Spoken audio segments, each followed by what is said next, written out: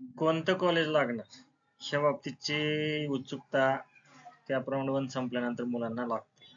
आता नवीन असल्यामुळे त्यांना प्रोसेस माहित नाही. इंजिनिअरिंग कॉलेज अलॉट कसं होतं, अलॉट झाल्यानंतर काय प्रोसेस करावं लागतात, या सगळ्या गोष्टीची माहिती आपण आज पाहूया. कारण की बऱ्याच मुलांना माहित असेल किंवा त्यांनी माहिती करून घेतलेली असेल की इंजिनिअरिंग अलॉट झाल्यानंतर आपल्याला काय करावं लागतं, पण ज्यांना माहित नाही त्यांच्यासाठी आज आपण हा व्हिडिओ बनवत आहोत. त्याचबरोबर अलॉटमेंट कशी होते. काही जणांचा असा प्रश्न आहे की समजा मला 80% आहेत आणि मी एखाद्या कॉलेजचा प्रेफरन्स पहिला दिला आणि दुसऱ्या मुलांनी माझ्या कमी मार्क असताना 75%, त्याने समजा माझ्या आधी पहिला प्रेफरन्स दिला असेल मी तोच 30-40 नंबरला टाकलेला असेल तर कोणाला आधी मिळेल. तर त्यांना सगळ्यांना सांगावं वाटतं की ही एक सॉफ्टवेअर बेस्ड प्रक्रिया आहे ज्याच्यामध्ये एका कॉलेजला किती मुलं अप्लाय करतात त्या सीटसाठी, त्या सगळ्यांचा विचार करून मग नंतर ज्याचे पर्सेंटेज, ज्याचा मेरिट नंबर चांगला असेल कॅटेगरीनुसार, जनरल, त्याच्यानुसार मग त्याला सीट मिळते. ही गोष्ट तरी सर्व विद्यार्थ्यांनी माहिती करून घ्यावी. तर आज आपल्या व्हिडिओकडे आपण वळूया की इंजिनिअरिंग कॉलेज अलॉट झाल्यानंतर काय करावे.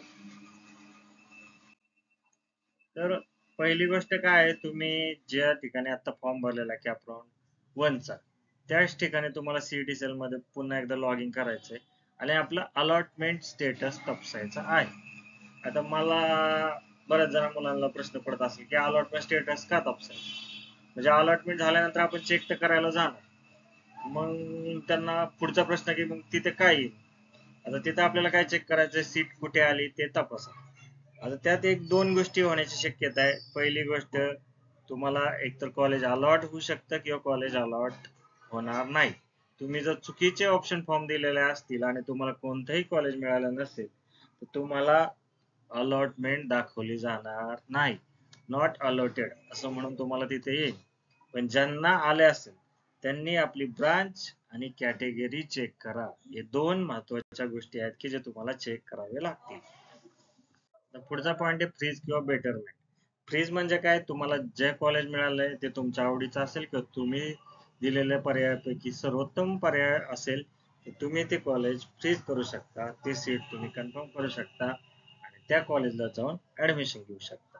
पण जर तुम्हाला लोअर नंबरचा ऑप्शन लागला असेल, म्हणजे 40-50 अशा क्रमांकाचा ऑप्शन लागला असेल आणि तुम्हाला असं वाटतंय की कॅप राऊंड 2 मध्ये आपल्याला जर बेटर असा त्याच्या वरचा असं कॉलेज लागू शकतं, तर तुम्ही काय करू शकता, तर बेटरमेंट हा ऑप्शन निवडून तुम्ही ते सीट ठेवून आपलं त्याच्या वरचं प्रेफरन्सचं सीट मिळवण्यासाठी प्रयत्न करू शकता. मग त्यासाठी तुम्हाला फ्रीज किंवा बेटरमेंट या दोन्हीपैकी एक पर्याय निवडणं गरजेचं आहे. तर सीट ऍक्सेप्टन्स फी भरावी लागते. जर तुम्हाला असं काय करायचं असेल तर तुम्ही जर पूर्वी 1000 रुपये भरलेले नसतील तर तुम्हाला आत्ता 1000 रुपये हे सीट ऍक्सेप्टन्स फी भरून भरावे लागतात. जर तुम्ही एकदा भरले तर तुम्हाला ते पुढच्या राऊंड मध्ये ते भरण्याची गरज लागत नाही. त्यामुळे तुम्ही ते सीट ऍक्सेप्टन्स फी भरा आणि एक तर तुम्ही तुमच्या कॉलेजमध्ये फ्रीज केला असेल तर ऍडमिशन साठी जा, नाही तर तुमच्या बेटरमेंट ऑप्शन मध्ये सेकंड राऊंडचा वेट करा. आता त्याच्यानंतरची पुढची गोष्ट की जे तुम्हाला अलॉटमेंट लेटर येतं ते अलॉटमेंट लेटर डाउनलोड करा. ते तुम्हाला तुमच्या कॉलेजमध्ये जाऊन दाखवावं लागेल. जर तुम्ही फ्रीज केलेला असेल किंवा बेटरमेंट केलेला असेल तर तो एक पुरावा म्हणून राहतो. तुम्ही तुमचं ऑप्शन बेटरमेंट असं सिलेक्ट केलंय हे त्या अलॉटमेंट लेटर नुसार आपल्याला समजतं.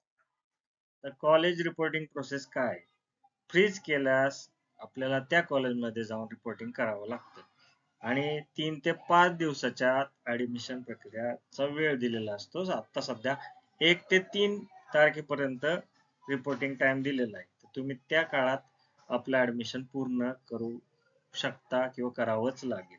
त्यासाठी तुम्हाला कोणते डॉक्युमेंट घेऊन जायचे, तुम्ही जे document at the time of registration टाकले होते, अपलोड केले होते, ते सर्व डॉक्युमेंट तुम्हाला तिथे घेऊन जावे लागेल. त्यामध्ये 10वीची मार्कशीट असेल, 12वीची मार्कशीट असेल, सीईटी किंवा जेई दोन्हीपैकी दोन्ही असतील तर ते score card, domicile caste certificate, non criminal जे तुम्हाला लागू होत असेल ते, allotment letter, Aadhaar card, passport size photo हे सगळे डॉक्युमेंट घेऊन तुम्हाला तिथे जावे लागेल. त्यानंतर तुम्ही ज्यावेळेस कॉलेजमध्ये जाताल त्यावेळेस तुमचं ऍडमिशन कन्फर्मेशन होऊ शकतं. कॉलेजमध्ये फायनल ऍडमिशन साठी तुम्हाला नोंद करावी लागेल आणि तिथून तुम्हाला रिसिप्ट व कन्फर्मेशन लेटर मिळतं. त्यासाठी तुम्हाला त्याची काय फी असेल, त्यांचे काय प्रोसिजर असतील ते तुम्हाला कम्प्लीट करावे लागेल. आता हा सगळ्यात महत्वाचा प्रश्न आहे, जर ऍडमिशन घेतलं नाही तर, म्हणजे मुलं सहज विचारून जातात की मी फ्रीज केलंय पण मला आता ते सीट घ्यायचं नव्हतं, मी तसंच ठेवलं तर मला कॅप राऊंड 2 ला परत जाता येईल का? तर सगळ्यात महत्वाची गोष्ट लक्षात घ्या, दोन केस मध्ये तुम्हाला पुन्हा एकदा ऍडमिशन घेता येणार नाही, किंवा कॅप राऊंड 2 मध्ये जाता येणार नाही. पहिली केस असेल ऑटो फ्रीज आणि दुसरी तुम्ही फ्रीज केलेला असेल, तर अशा वेळेस तुम्ही त्या कॉलेजला ऍडमिशन घेणे बंधनकारक असेल, तर नाहीतर तुमचं ऍडमिशन कॅन्सल होऊ शकतं. त्यामुळे तुम्ही ही गोष्ट लक्षात ठेवा. आणि जर तुम्ही बेटरमेंट केला असेल तर तुम्हाला पुढच्या राऊंडची तयारी करा, म्हणजे तुमचे परत जे काही तुमचे ऑप्शन फॉर्म असेल किंवा तुमची कॉलेज लिस्ट असेल ते पुन्हा एकदा बनवा. आणि जर समजा तुम्हाला ती कॉलेज लिस्ट चेंज करायचं असेल तर तुम्ही चेंज पण करू शकता, किंवा आहे तशी लिस्ट ठेवून तुम्ही त्यात काही ऑप्शन ऍड करू शकता. आणि हीच प्रोसेस तुम्ही कॅप राऊंड 2 कॅप राऊंड 3 साठी पुन्हा पुन्हा रिपीट करू शकता. तर आय होप सगळ्या विद्यार्थ्यांना इंजिनिअरिंगच्या अलॉटमेंटच्या बाबतीत थोडीशी माहिती झाली असेल. काही माहिती जर तुम्हाला यातली कळली नसेल किंवा काय बदल झाला असेल तर ती कृपया तुम्ही सीईटीच्या साईटवर बघत जावा. तुमचे काउन्सिलर असतील, तुमचे शिक्षक असतील, तुमचे ज्या कॉलेजला अलॉटमेंट झाली त्या शिक्षकांचा तुम्ही संपर्क साधू शकता आणि आपली इंजिनिअरिंग ऍडमिशनची प्रक्रिया पूर्ण करू शकता. तर तुमच्या इंजिनिअरिंग प्रवासासाठी माझ्याकडून खूप खूप शुभेच्छा. योग्य निर्णय घ्या आणि वेळेवर प्रक्रिया पूर्ण करा. आणि आमचा व्हिडिओ आवडत असेल तर आम्हाला नक्की लाईक करा, आमचं चॅनल सबस्क्राईब करा आणि पुन्हा पुन्हा आमचे व्हिडिओ पाहत राहा.